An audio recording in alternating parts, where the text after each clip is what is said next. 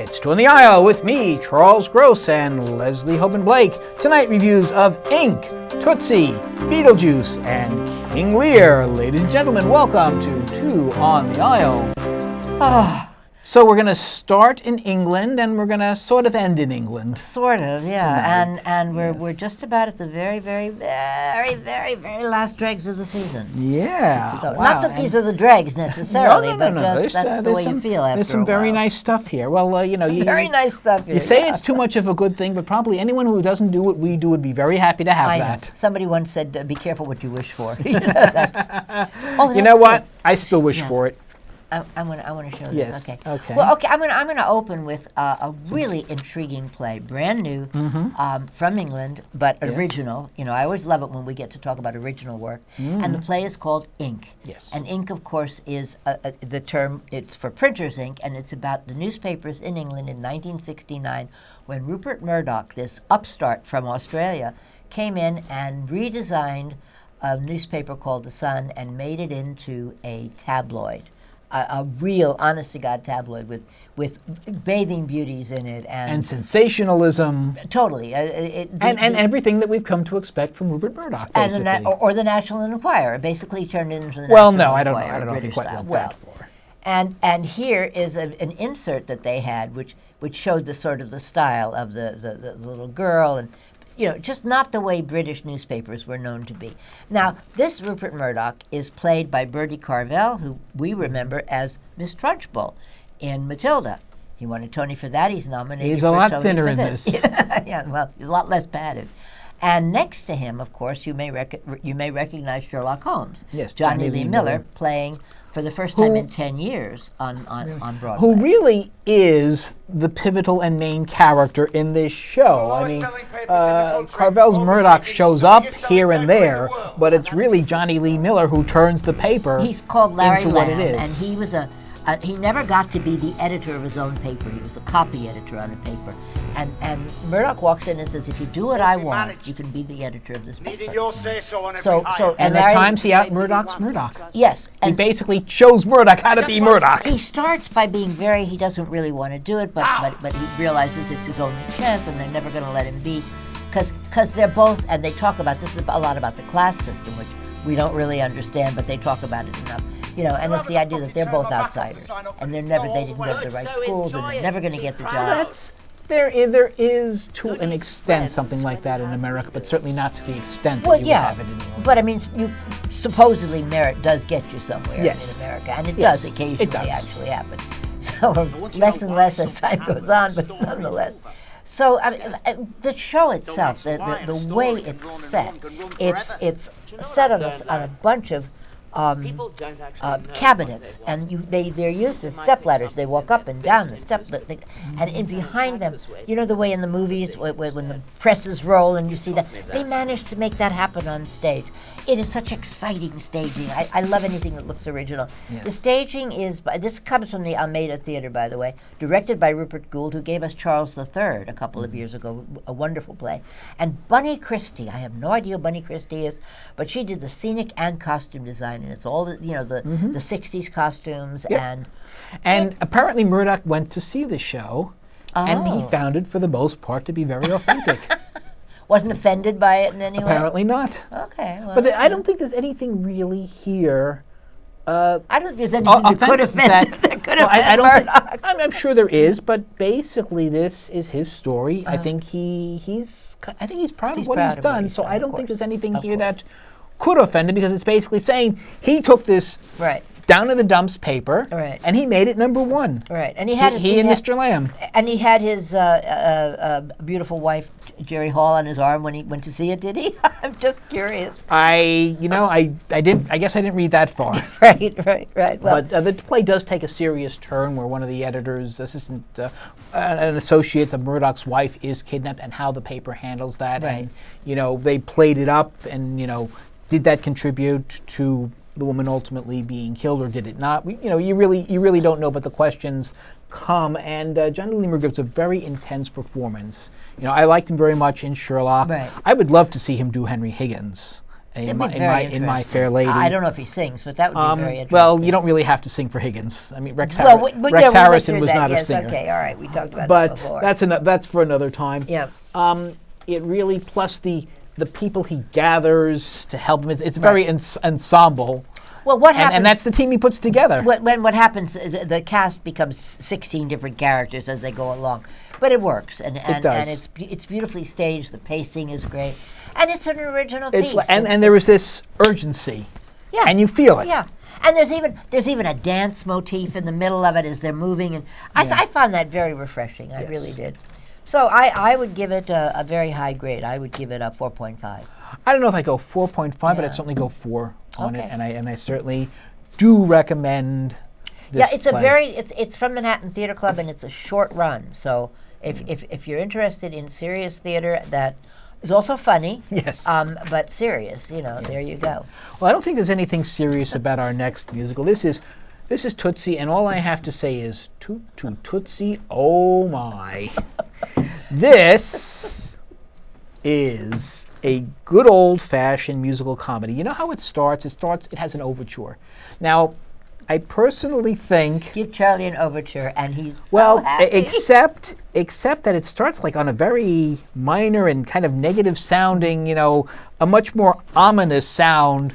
So I think it kind of sets the wrong tone. On the other hand, there's an actual orchestra in a pit, and you can see the conductor, and they have this. She's this blonde woman with a ponytail, and she's really, and it's bouncing up and down because she's so enthusiastic about it. As you will be too. This is music by David Yazbek, who did the band's Visit last year. I have to say, in general, I like his work. I wasn't big on the band's Visit, but I love this score. Robert Horn has taken the movie, updated it, rewritten it for the stage. In the movie, they were on a soap opera. Now it's a Broadway musical.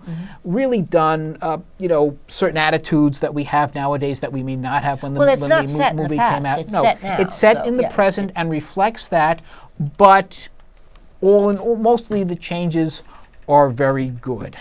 And everybody you mentioned has been nominated. I mean, the music has been nominated. The book interestingly, there was this lovely thing. This is why you love live shows so much. The character of Michael Dorsey / Dorothy Michaels, again, this narcissistic actor. Santino Fontana. Amazing. I was wondering, why did he leave Crazy Ex-Girlfriend? It's a television series, and I can see it is such an amazing, both as Michael and as Dorothy. This is a narcissistic actor. I'm surprised that he's not in the prom. He doesn't show up in the prom at some point. Who can't get a job, so he reinvents himself as a woman and somehow manages to make it work until he meets a girl that he likes, and he gets along very well with her as Dorothy, but he can't get anywhere as Michael. It's the story of the movie, but as we said, updated. So updated. And there are two amazing performances here. Santino Fontana as Michael and Dorothy. It's just, he switches it so beautifully. They even have him take the curtain call as both Michael and Dorothy. And the other one is Sarah Stiles, playing the role of Michael's occasional girlfriend. Well, more roommates. Well, she ends up, that's one of the nice twists. She ends up with the Bill Murray character, who is anything but Bill Murray. We'll get to that a little later. And she has this personality, and she has this number that she does. And she just knocked my socks off with this. She's a whiner, and she makes it work. Oh, she's a whiner, she's a protester. I got to say that real quick, so I'm not going to get it right. Andy Grodelusion plays the so-called... the roommate, the playwright roommate. What was the name that you just gave it? You just said... The Bill Murray role. Bill Murray. But he's anything but Bill Murray. Correct. He's definitely he's got a beard, and he hangs around and drinks beer all the time. Right, and he really doesn't. And he's supposed to be a playwright, but he never writes anything. Right. Except I think he gets his act together at the end. This is a play that's big on happy endings. There is also Michael McGrath as as Michael's agent. They handle his character a little different here, like as when he finds out about Michael and Dorothy. And there's this one wonderful thing he says. I was going to vote for you in the Tonys. And on that day, the Tony announcements had come out. I think that and line Fontana was had put been in. nominated. I think that line was only put in for that night. I don't think that was a line from the show. Well, I would happily go back to see it again. And see if the line is And in see there. if the line is There are is two still more there. actors, Julie Yes. Halston, whom we always love. Julie Halston, Right. who is a sort of a different rent kind of Jackie Hoffman. And Reg Rogers, who plays the most wonderful director/choreographer. He should show up in the prom also. Now, he did not get nominated. His performance was one that really stood out to me because he would do things like Julie Taymor, Julie Taymor, Fussy. watch me, Fussy, Fussy. Shorthand with the dancers that I thought was hysterical. Right. And very much, in insider stuff. And we do have to talk about Lily Cooper, who plays the young his love the love interest. I don't know if ingenue is appropriate. Well, Michael's love interest, the woman he really wants and has such a great relationship as Dorothy, but can't get anywhere and with the play as Michael. does not presume that they're going to get together any more than the movie did. They want to. And Michael says, I'm a better man for having been a woman, and all the same lines. Yes. But he didn't get her in the movie either, and you don't know for sure. They're left sitting on a bench, and you leave the assumption. At least she doesn't get up and walk through the audience the way some other young lady did in a certain revival at Lincoln Center. Yes. Okay. So what are you giving it? I'm going to give this a full 5 playbills. I had just such a wonderful time. Seen it, I laughed, I enjoyed it.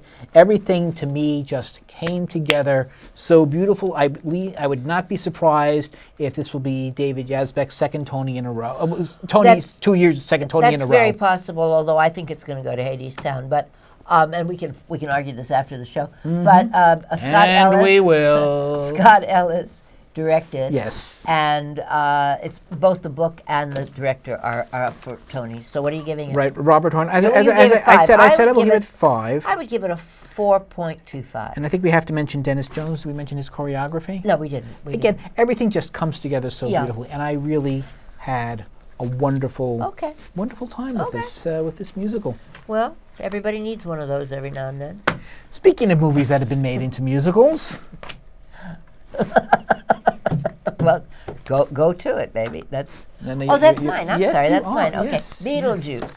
I'm afraid to say it Beetlejuice. too many times because I don't know if you ever saw this old movie. I saw it once. I don't really remember, other than Michael McKean was in it, and it was weird.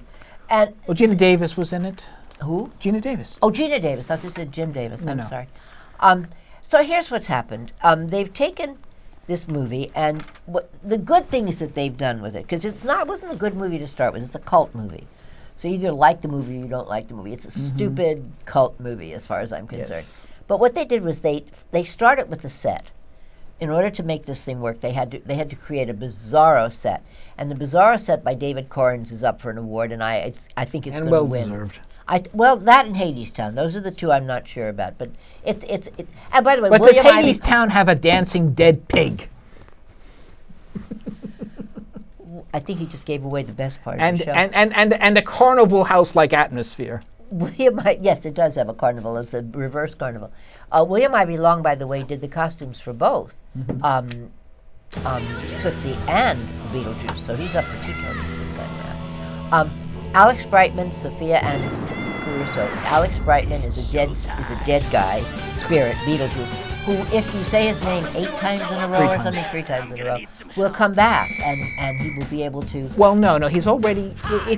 This is a very confusing story because it's a young couple that is killed in their house, in their new house. Right. Another family moves in. A widowed father who's trying to develop real estate, and his goth daughter who's just so depressed by the death of her mother. Beetlejuice, there's a lot that we don't understand. Beetlejuice is there. We don't know why Beetlejuice can't go to the netherworld, or why he doesn't want to go to the netherworld, or something, but he's lonely. And first he hooks up with the new spirits, the couple, but if you say he can get a living person to say his name 3 times, he can appear to everybody, which he does. And In then the person of Alex Brightman, last seen in School of Rock. right. And I'm not sure that he's the right person for the role, but then I don't know who the right person for this role would be. He's as good as anybody else. He does it very well, and he's very happy to break down the fourth wall and bring the audience into this.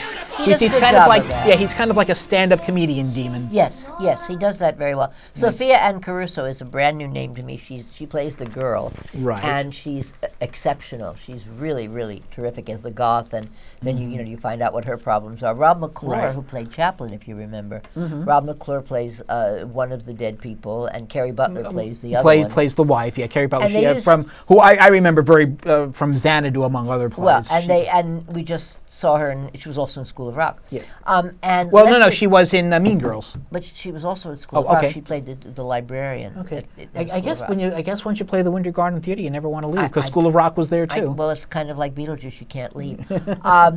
But Leslie Kreitzer kind of steals the show with two different performances that she does. One of them sort of a Lucille Ball type. Did we say was that who that was? Did we?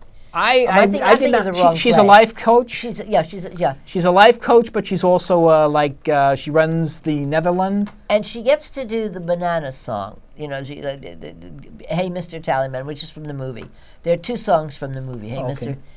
That's the old Harry Belafonte song, Hey Mr. Tallyman, Tally Me Bananas. And then there's another song about Sonoro, both of which are from Right. the movie. But the plot gets a little. You think?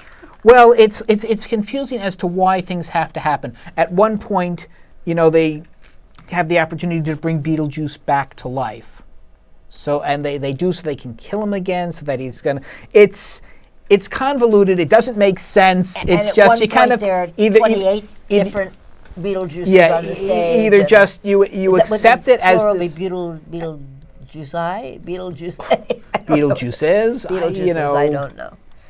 But but I guess it's either you go with it or you don't It's up because for it really 8 Tonys. it It managed makes- to get 8 Tony nominations. when you actually think about the plot, it makes absolutely no sense. No, it doesn't. The movie didn't either. All right, and maybe that's the idea, and maybe that's the charm of it. Just enjoying the characters and even Were here. you charmed by it? I mean, you used the word charm. A charm was not a word I would. All I would right, associate with it. entranced. No. Was I entertained by it? Okay. And I wasn't. Okay. I was kind of. It was assaultive. Okay. I was assaulted. Well, by that's it. Beetlejuice. Yes. Okay, I was I assaulted think that's But again, for this material, I think that's appropriate. by it. Who's the audience for this material? People who saw the movie, younger people.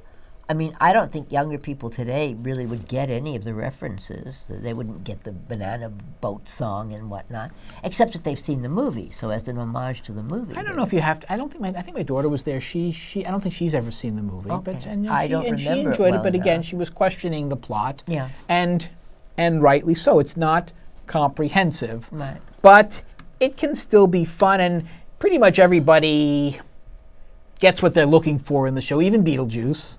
And the dead people. Yeah. Yeah. So So what would you give it? I think 3.5.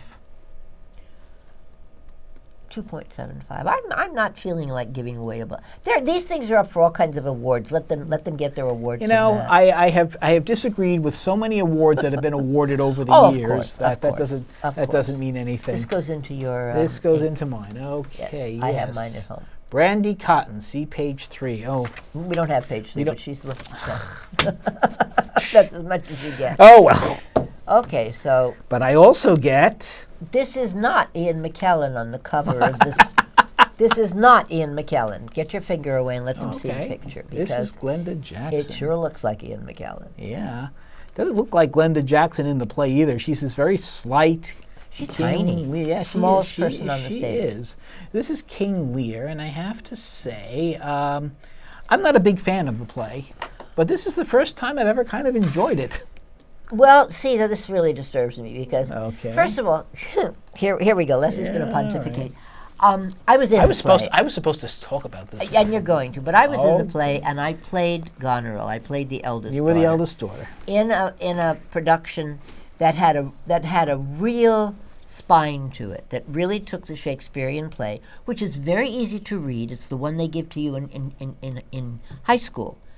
It's I one got of Romeo and and Juliet. Juliet and King Lear are the two that they give, and because it's a family play, it's about families, and so Dysfunctional family.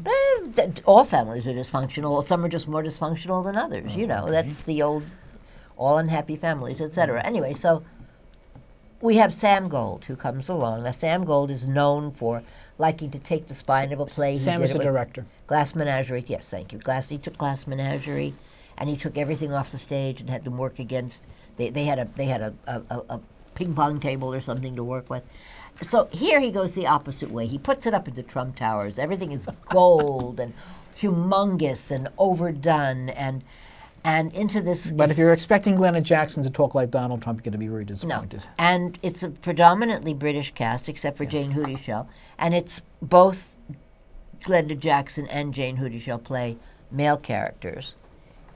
Go ahead. Yes. You take it over. Go ahead. Keep going. Well, does anybody not know the story of King Lear? Well, it's basically he divides his kingdom 2 ways because... Well, he was supposed to divide it 3 ways. 3 ways, but he's not happy. His younger daughter, played by Ruth Wilson. And this is interesting. Ruth Wilson plays both the youngest daughter and the fool.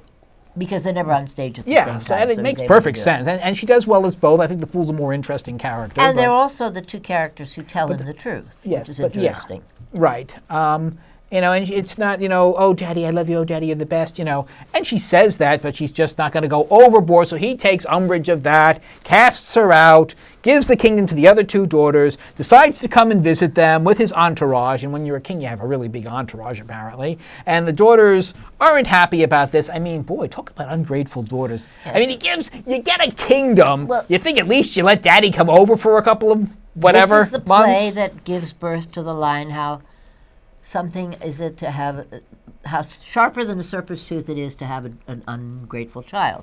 This is where that comes from this play. Something every parent has said. At some point in some language, yes. And Jane Houdyshell plays Gloucester, who is a courtier of the king's, who tries to tell him the truth and gets cast out as a result. Right. And the 2 daughters, Elizabeth Marvell and Aileen O'Sullivan, who come the older daughters. Yes, the older daughters, who play, I don't know where they were supposed to be from. I mean, obviously O'Sullivan is Irish, but she seems to be neurasthenic. She has something wrong with her, the way she's playing the role, because sometimes she's up and sometimes she's down, for no apparent reason. This is what all right, you said it made sense to you for the first time. It did. Okay. Maybe it takes no 3 sense times. to me whatsoever, and I know the play backwards and inside out. Well, you see, I don't. It was as if he didn't have a point of view, so everybody could just do whatever they wanted. Well, did you like Glenda Jackson? I loved Glenda Jackson. I thought Glenda Jackson towered, even though she was tiny, over all the other actors on the stage, except for Ruth Wilson, who was pretty damn good as the fool. She played the fool like Archie Rice in The Entertainer, the role that Laurence Olivier. It's the first time that the fool actually made an impression on me, which I couldn't say for previous productions. Yeah. Wow. I go, oh yeah, there's a fool. What did he do? Wow. So. Wait till you see Gary, you'll understand the reference. Okay. When you see Gary. Okay. Oh. And there, Pedro Pascal played a passable Edmund. I did not care for the actor playing Edgar. His name is Sean Caravaggio, I think. I can't say it. Okay. And basically, there's a bastard. Gloucester has 2 sons. One's a bastard, Edmund one's is the not. bastard. And the bastard, even though he's being let into he's given the key to the castle, so to speak. Yeah. He's being treated as if he were not a bastard. He betrays everybody, and there's a war in there somewhere. I'm not quite sure who's attacking or why. Well, it's France and England. Okay, it's France and England. Okay. But it's one of the many wars between France and England. Because you can set this play in why, any time why is there a war between France? Because there's always a war between France and England during that time. And well, there is. So why not? It's not a question of which time, because I've seen King Lear set in an apocalyptic ice age, and I've seen King Lear set in the future. Well, this is a quasi-modern Lear. They have guns. And they're dressed in evening clothes and not in. They're not dressed in period pieces. Right. No, Lear wears a suit. Yeah, and it's confusing. It is. But you told me said it was clear. Yeah, to me it was. Well, certain aspects were. I don't know. When you're a king, you get to wear a business suit. I've never thought the play was clear. I think the whole thing is, And see, I feel it's one of the clearest Shakespeare plays. That's why they give it to kids in high school. You can read it through. You can relate to it. No, I don't want to relate to something like that. But you can relate to the fact that it's about a family. They don't have to be your family to relate to them. I guess not. You can relate to Death of a Salesman. It's about several families. Yeah, but those other families are married. The daughters have married people, and they make Right, but also Gloucester and his two sons. Here's an interesting that's- thing. Now, this is just like We're back to putting, Beetlejuice. No, putting Ali. Sorry, I picked up the wrong label. Putting Ali Stroker in a wheelchair. This had a character that we saw in another play. He's deaf. He's from the Theater for the Deaf. Oh, yes. And he was playing One of the husbands. Goneril's husband. I'm just trying to figure out the Duke of Albany, Dean John. No, Russell Harvard. He was playing Duke of Cornwall, and we saw him do a play in which he played a deaf person just recently at Playwrights Horizons, called I Loved You So Much When I forgot what the name of the play was. But everybody had someone doing their word. I was lost without you, or something. Sign language. Well, if I wanted to bother, I would go look. But anyway, it was interesting. It was a side note. It was interesting. But again, there was no rationale for anything that was done in the play as far as I was concerned. And yet somehow to me it came together. And then in the second act, the whole beautiful thing was ripped to pieces. It looked like the end of Game of Thrones the other night, where everything is thrown down and, Yeah, well, look, France kind of won, I think, in this case. No, nobody had won. This was at the top of the show. The war hadn't come yet. Oh, this is the top of the show. This Okay. was the top of the second act. Oh, okay. It was something had happened, but it wasn't necessarily. Okay, I thought you were talking about the ending. Where No, I didn't. I was talking about where everything is broken. You remember at the top of the second act, all the lion that was sitting there, all these unnecessary things are broken into pieces. All the furniture is toppled. Right. Well, I think the war started at that point. Probably, but that may be what happened. Yeah, I think that is what happens. Well, you see, so just I'm explain gonna, to me why they did that. I didn't know. Yeah. Right. So I'm again, I'm not a big fan of the play in general, but I did enjoy sitting through this. So I'm going to give it 3.5 playbills, and Glenda Jackson I would give 4.5 to. Right. It was a really excellent performance, even though Lear is not necessarily a tour de force character, or at least didn't seem to be in this case. Lear is Ian McKellen just did it over there. Lear is a character that all English actors, male actors, want to play at the end of their career. Olivier did it. McKellen is it. When I say at the end, I mean when they're in their 60s and 70s, they want to play this role. She's 82, which is that probably she can remember the damn lines is enough. And they found a very unique way for her not to have to carry Ruth Wilson, Cordelia. Yes. How's she going to carry Cordelia? I thought of that too. That's exactly. And they came up with something. Right. It's traditional that Lear carries. Yes. And in Laurence Olivier's case, he had that horrible disease that affected his body. He couldn't touch things. Well, I think someone asked him for advice on playing Lear. She said, "Find a light Cordelia." Yes, but what they did was they had her on wires so that he could. It looked. Well, as if no, he he didn't carry her. No, they had I'm talking about Olivier. Oh. Talking about Olivier. Okay. And obviously she was twice. So we're a little low on time. So your conclusion? I would give. Okay, well you said 3. I said 3.5. And a half. I would give Shakespeare's play 4. Right. I would give Glenda Jackson 4.5. Okay, I would I give agree with you Mr. there. Gold's direction minus. I don't know. Okay. It was just. Blah. And that is our show for this evening. And when you go to the theater, look for Leslie and me, us too. On the aisle. Or don't look for us. It's up to you.